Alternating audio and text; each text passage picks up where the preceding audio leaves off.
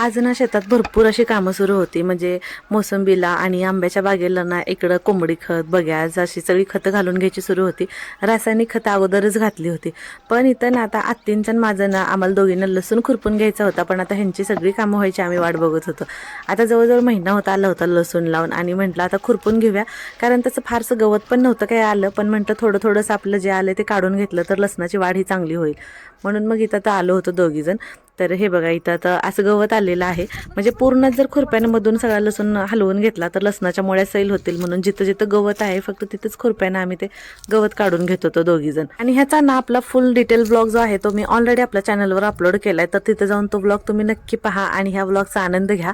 आणि इथं बघा किती छान आपलं लसूण आलेलं आहे. तर तुम्ही लसूण लावला का, तुमचा लसूण केवढा आला, किंवा तुमच्या पहिल्या काही जुन्या आठवणी असतील लसणासोबतच्या गावाकडच्या, तर त्या मला नक्की कमेंट करून शेअर करा. तर भेटू परत अशा छानशा ब्लॉगमध्ये. तोपर्यंत बाय.